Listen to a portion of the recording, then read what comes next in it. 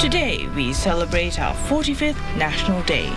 Delivered from the Pinnacle at Duxton, here now is the repeat telecast of the National Day message by our Prime Minister, Mr. Lee Hsien Loong. The message is subtitled for the benefit of the hearing impaired.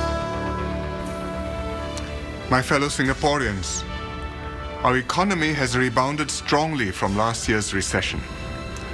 GDP grew 17.9% year-on-year in the first half of this year.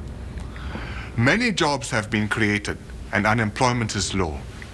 Our workers can look forward to better wages, more overtime, and higher bonuses this year. Growth is likely to moderate in the second half. Still, MTI forecasts growth for the year to be between 13 and 15%. This exceptional performance is the fruit of Singaporeans' united response during the crisis. This enabled us to take full advantage of improved global conditions this year. But let's not get carried away. Risks remain in the world economy, especially in Europe and the US. The global financial system is not fully mended. Singapore is small and open. If the world economy turns bad, we will be buffeted. We need to stay vigilant and watch developments worldwide. We cannot expect to repeat this year's sterling performance year after year, but we can continue to grow our economy with sustained effort. We must invest in our people, upgrade our infrastructure, and improve our productivity.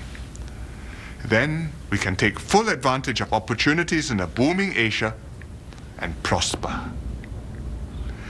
Our goal is for all Singaporeans to enjoy the fruits of growth.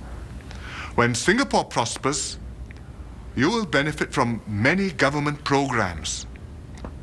Better designed HDB estates, higher quality schools and hospitals, more MRT lines, and new places for recreation. But each one of us has to make the effort. Every student must be keen to learn and go as far as you can. Every worker must master the know-how and the skills to be productive and competitive. Every manager must train and motivate his staff to maximize their contribution and potential. Only then can Singaporeans do the better jobs that our economy will create and enjoy higher incomes, brighter opportunities, and more fulfilling lives. The government will support Singaporeans in this by developing a first-class education system for our young and a comprehensive continuing education and training program to upgrade our workers. Our education system has been successful. A large majority of our students are progressing beyond school to post-secondary and tertiary institutions. Graduates from ITE, polys, and universities readily secure good jobs.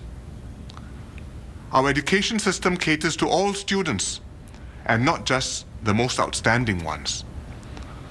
Our schools go beyond book learning to teach students how to solve problems and to imbue them with sound moral values. We create multiple pathways for students with different abilities and interests to make progress. We help every neighborhood school to be a good school with its own strengths and own specialties. We identify and develop each student's talents and give him every opportunity to excel. We will continue to improve our education system. We are recruiting and training more teachers to enable us to deliver a more holistic and rounded education. We will help every school to offer something extra and different, and thus give students more good choices.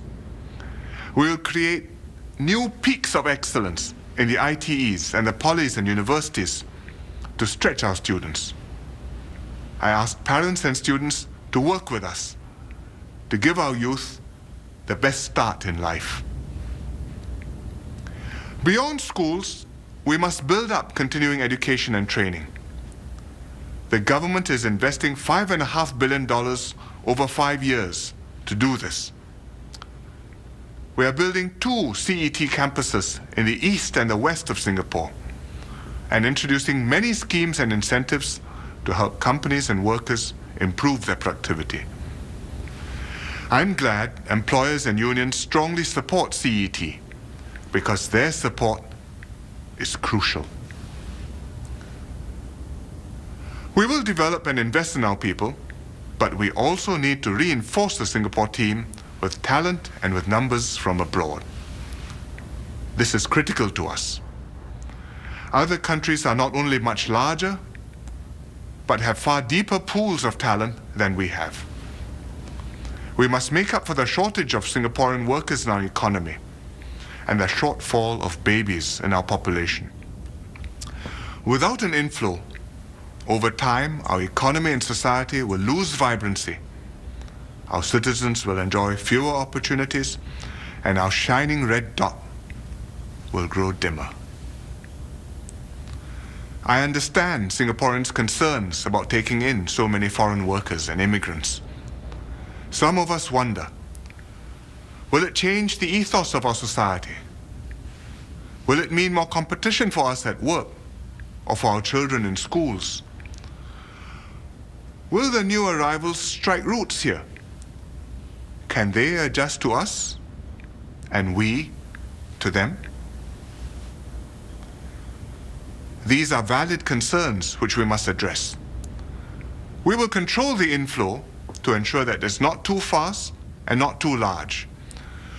We'll only bring in people who can contribute to Singapore, and we'll work harder to integrate them into our society. And we'll make clear that citizens come first. After all, we are doing this for the sake of Singaporeans. We can't do without a proportion of foreign workers or a continuing flow of PRs and new citizens. Let us welcome them with an open heart, help them to fit in, and encourage those who will become citizens to strike roots here.